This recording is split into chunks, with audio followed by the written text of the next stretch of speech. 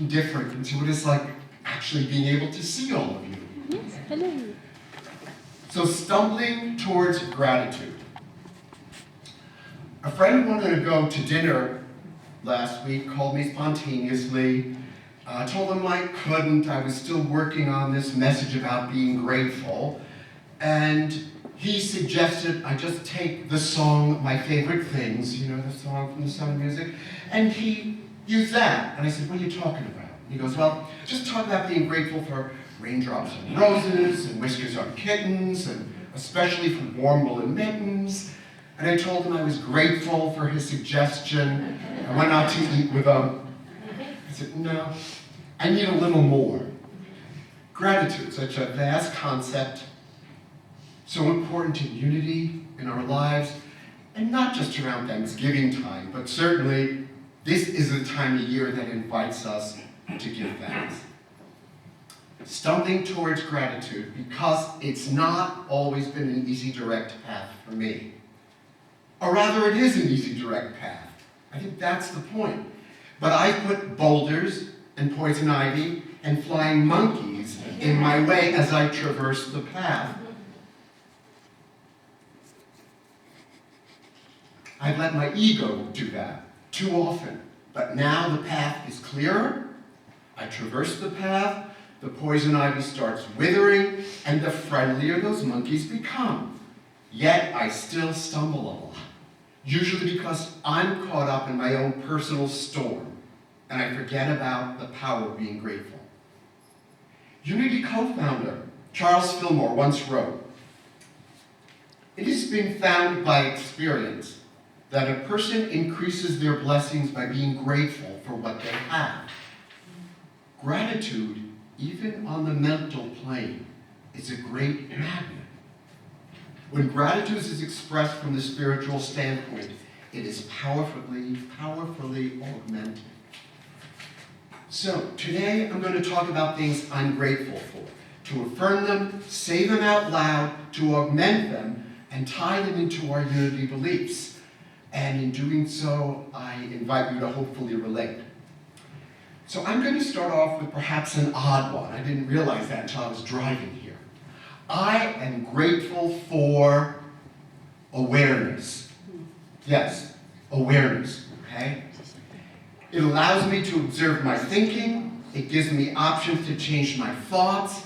One of our basic unity concepts is our thoughts are prayers, and the right use of mind can lead to happiness and prosperity rather than suffering and pain.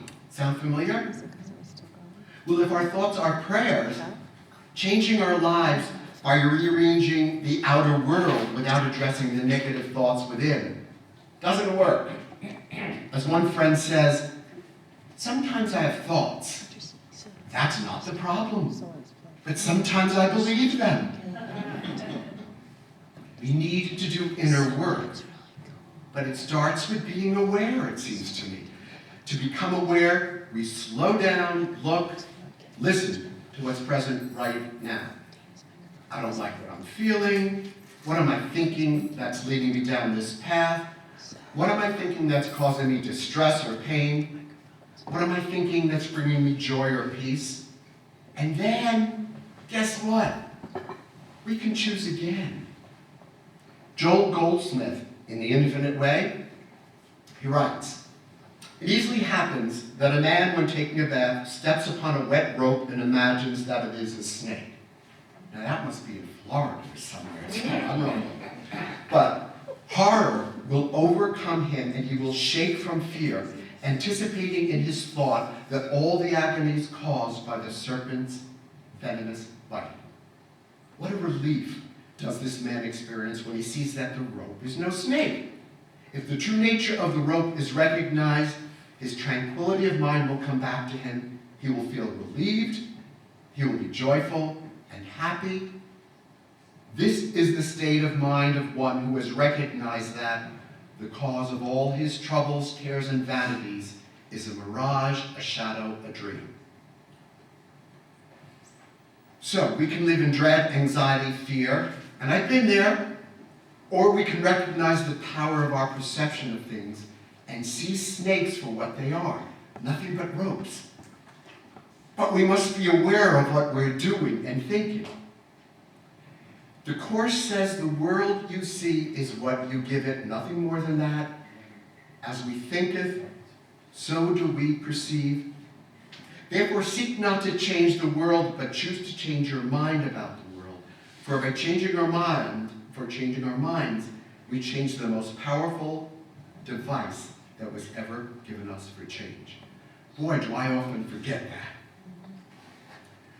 We can choose again. Such power in choosing a perspective, choosing our story rather than living from an old one, or settling for one, perhaps one we inherited. You know, last time I was here, I talked about the stories we tell ourselves and live by. And I quoted Alan Coe, who said, if you find yourself telling a story that is taking you to a place you would rather not revisit, stop and consider what story might effectively replace it. Choose again. Which of your stories brings you life and which didn't? We can choose which ones to let go of and which ones to take their place. But awareness, it seems to me, is step one in me deciding to do that. Awareness also helps one in helping me be less judgmental. I've spoken about that here before. Sometimes it's a 24-hour vigil, but it lets me observe my thoughts. I've also shared here at times that sometimes I feel like I'm worse than Judge Judy. I don't know if anybody's worse than her. There's a cartoon where a daughter says to her mother, Mom, what do you think of my new boyfriend? Mom says, now dear, God didn't put me here to judge. Of course I do, but that's not why I was put here. We react to our judgments, our interpretations, as if they were correct, as if they were facts, as if my judgment makes me right. Course says my judgments have hurt me and I do not want to see according to them. For how can I judge what I don't fully understand? How can I judge when this is how much I see of a situation? I know what I feel, but I also know this is what I see. Again, I do judge. Of course, that's not why God put me here either. The Course says whenever judgment enters, reality has slipped away. Judgment will always give you false directions. And you bet those false directions are ego, edging God out. Ego separates us from each other, certainly for people different from us, and from a higher power. My ego sets me on a journey of futility, depression at times, a journey of seeking and never finding. For living in ego is selling your serenity. We can walk with gratitude or drag our feet with ego, but we can't be in gratitude and ego at the same time. I found this great quote. Howard Thurman wrote, "My ego is like a fortress. I have built its walls stone by stone to hold out the invasion of the love of God." To hold out the invasion of the love of God. Wow. That means actually blocking God, blocking our good. In what ways might you be holding out the invasion of the love of God? Think of what your wall must be made of to do that. Whatever it's made of, the love of God is still there, always there, never moving, never reprimanding, punishing us. We do that. Heavenly patience, ever present until we start to dismantle those walls. For Source never changes its mind about us. No matter how petty, nasty, or downright mean some of us might be at times. Now that's something to be grateful for. The Course in Miracles reminds us that God doesn't need our appreciation, we do. We need to develop our weakened ability to be grateful, but we can't appreciate God. And in appreciating God, we're removing stones from our fortress and inviting the power of love to enter. Thanks to awareness, we can choose to change our minds about a situation. Faridi, in his book, Love Without Conditions, says, and I quoted this before, "Please help me, Father. I am willing to change my mind about this situation. Please help me see this, not through the eyes of fear, but as you see it." It is the eyes through which we view the experience, not the experience itself. I think everybody that comes and talks to you says that in their own way. But any experience, no matter how horrible, Viktor Frankl wrote Man's Search for Meaning. Some of you have probably heard of him. He wrote it after being in a concentration camp, 4 concentration camps, including Auschwitz, between 1942 and 1945. In those camps, his mother, his father, and his pregnant wife perished. In the book, he developed a theory that it is through a search for meaning and purpose in life that individuals can endure hardship and suffering. And as if he were quoting a Unity publication, he writes that everything can be taken from us but one thing, the last of the human freedoms, to choose one's attitude in any given set of circumstances. When I read that, when I was in undergraduate school, well before Unity, I had never heard anything like that, ever. And it chilled me. To choose one's attitude in any given set of circumstances.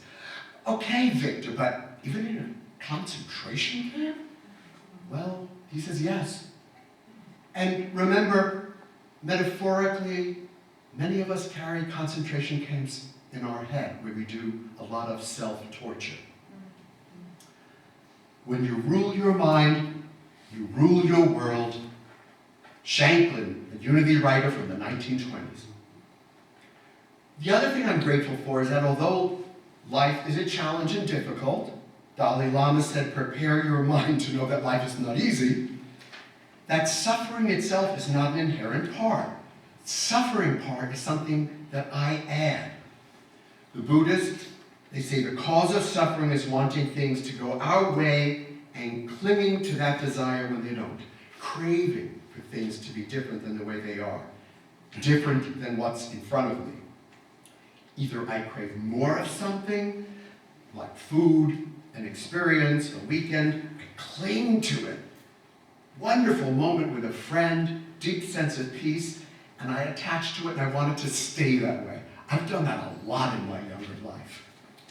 Or I push it away, I crave it to be gone. And isn't it terrible and awful when it's not like that? It's not supposed to be that way in Royland, where my high expectations need to be met all the time. Feeling good is permanent, and feeling bad is just like a quick blink of the eye. The end of suffering is to stop grasping onto a gorgeous moment we don't want to end, trying to make it last, as well as to stop craving for things to be different. That everything is impermanent, so stop clinging, attaching. And it is our choice. It is our choice if we're aware of what we're doing that contributes to our health. How about your health? Will you resist what's in front of you and live with bitterness and frustration? Or will you align your body, mind, and spirit with the way things are, allowing yourself to be at peace? Years ago, our old minister Amalia used to remind us that the Bible didn't say it came to stay. She said it came to pass. Sometimes it's the simplest things that resonate and stay with me. There's a story about a student who went up to his meditation teacher and said, "Oh, my meditation is horrible. I feel distracted, my legs ache, I fall asleep, it's just horrible." The meditation teacher says, matter-of-factly, "It will pass." Next week, student goes back to the meditation teacher. "My meditation's been incredible. I've never felt so alive and so peaceful." And the teacher replies, matter-of-factly, it will pass. I'm grateful for community, that I don't have to do this life alone. Community that raises my awareness, helps me change my perception, reminds me of the miracle that I am. Community that's fun and joy, showing me new things about the world and myself, new experiences, pushing me to grow and love and laugh. My community mourns with me, celebrates with me, asks me to be honest, to accept unconditional love, and reminds me who I am at times. There's a core Quaker belief that I love, and it says, our understanding and experience of God is nurtured and enlarged by community. I'm remembering a time in 1989, last century. A friend called me. I was very depressed. It had been a really, really awful year, and it might have been New Year's Day. And I was on the floor in my bedroom, just really depressed, and I couldn't get up. She rang, the phone was right there, and I was able to pick it up, and I talked with her, and she said, are you suicidal? I said, no. She said, do you have someplace to be? I said, no. She said, well, just lie there. Just lie there. I still remember that. She took away the struggle. Once I stopped struggling, guess what? A few minutes later, I got up. She helped me move by offering the most obvious suggestions. Don't do anything, just be. Be a human being, not a human doing. Don't fight it. See, when I'm stressed, I do not need great words of wisdom. Right.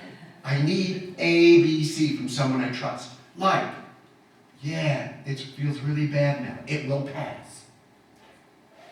The Course tells us that we need to look over the battlefield from above it, to be lifted up from a higher place, look down on it. In the midst of it, it seems real. But within it, we find no safety. So it's talking about witnessing, observing. And that's what awareness is, especially when we can do it without judging what we're thinking. And that I've gotten better at thanks to unity. Community helps us to do that too, rather than to keep on struggling to get off our own particular floor. Community takes us out of ourselves, gives us new perspectives, reminds us that although we may have thoughts, that's not the problem. The problem is sometimes we believe them. And of course, what I'm saying in some ways, community nourishes us. There's an allegory about this that's part of the folklore of several cultures. Very cool story. Very cool allegory. One day, a man says to God, I would like to know what heaven and hell are like. God shows the man 2 doors. They walk into one, and he smells this delicious pot of stew.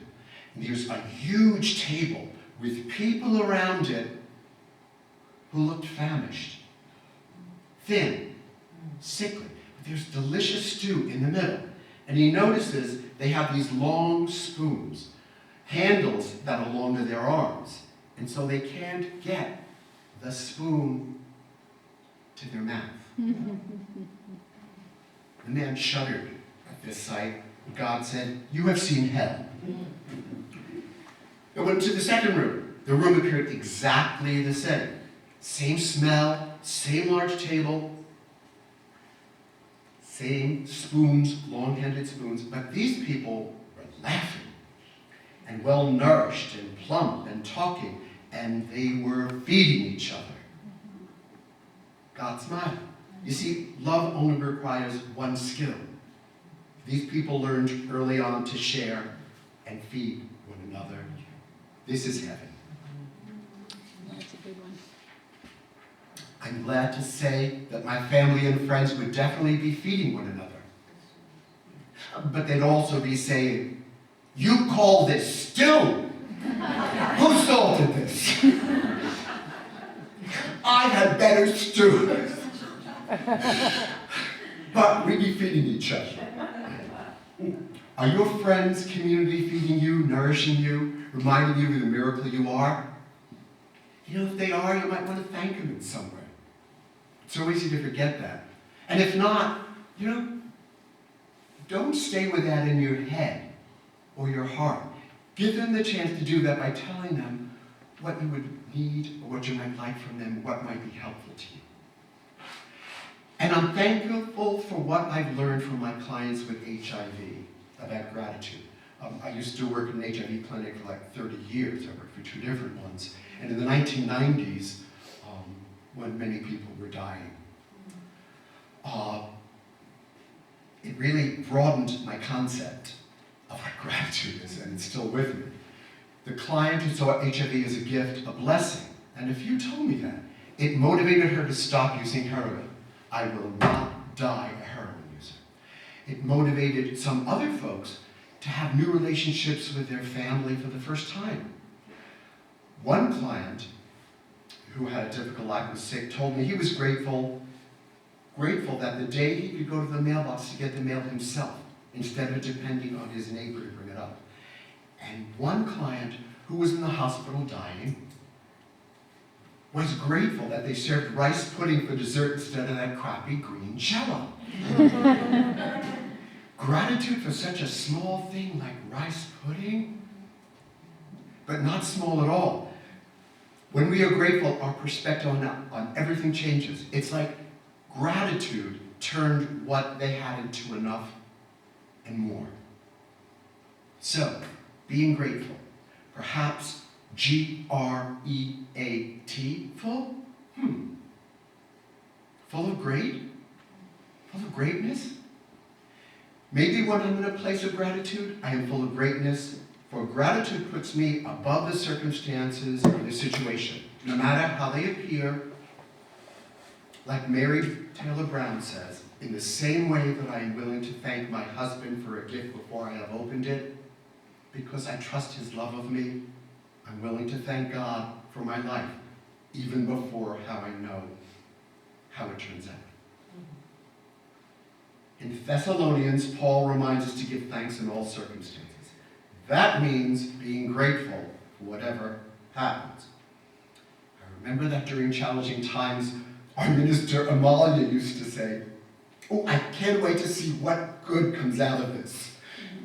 It took me a while. I'm still working on it, but it's in here, and it comes up. Her perspective made her greater than the situation, the adversity. As I get older, certain issues appearing in my body, I'm learning that gratitude is not a virtue, it's a survival skill. For gratitude is a way of seeing which puts us in a position to receive God's multiple gifts. It breaks down our fortress, flings open the iron doors, gives thanks, cultivates miracles, for it allows us to see the light of God peeping out of everything.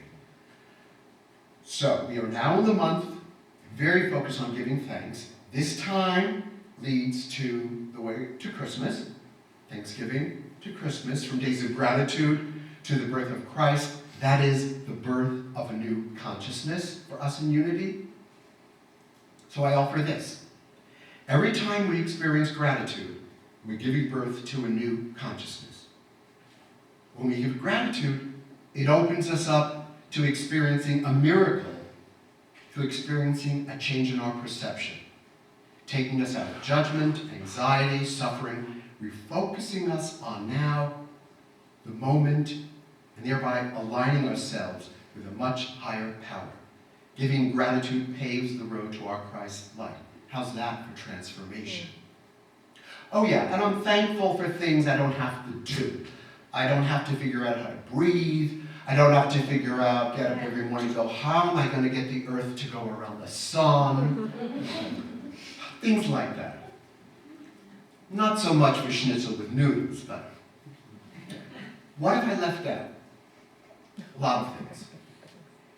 But think for a moment. If you were standing up here delivering this message, what would you have said? May the cracks in your fortress become conduits of joy and peace and light and possibility as gratitude bursts out of you. And may those cracks be a way for a holiday miracle to find you. Blessings.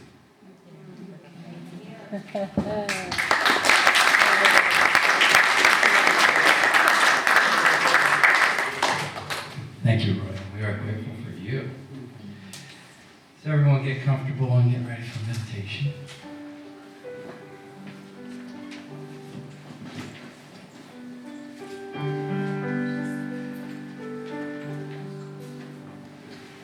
I open up my heart to you. I open up my heart to you. You're free to come inside. The door is open wide. I open up my heart to you.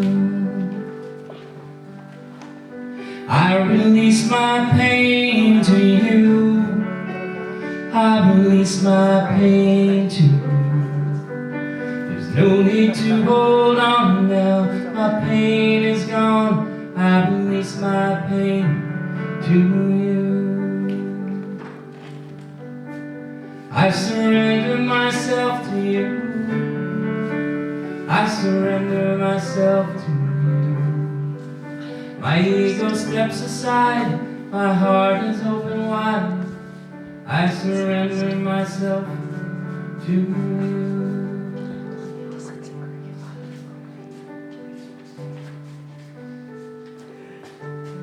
And as we ready for meditation, we still our body, still our minds, and breathe gently.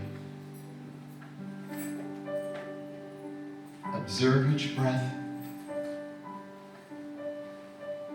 And relax completely, letting the chair and floor support you. I let myself be supported as I breathe gently, steadily, and on purpose. And listen to the words of Charles Fillmore, who wrote, "A person increases their blessings by being grateful for what they have. Gratitude is a great magnet. When gratitude is expressed from the spiritual standpoint, it is powerfully augmented."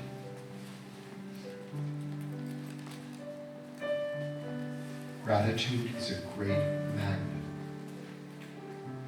A moment ago, I had asked you to think, if you were giving today's message, what would you say you were grateful for? As we enter this silence, become a magnet for gratitude as you ponder this, and be open to whatever comes to mind. Let thoughts of gratitude come slowly or let them flood you as you breathe into this silence.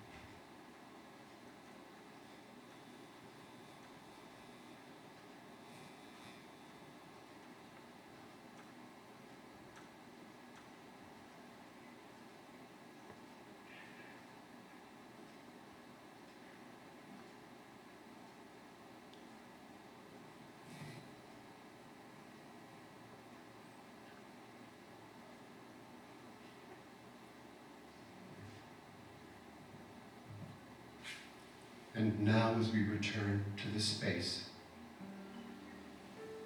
we return with our thoughts of being grateful, knowing we will add onto them throughout the day, throughout the week, throughout the year.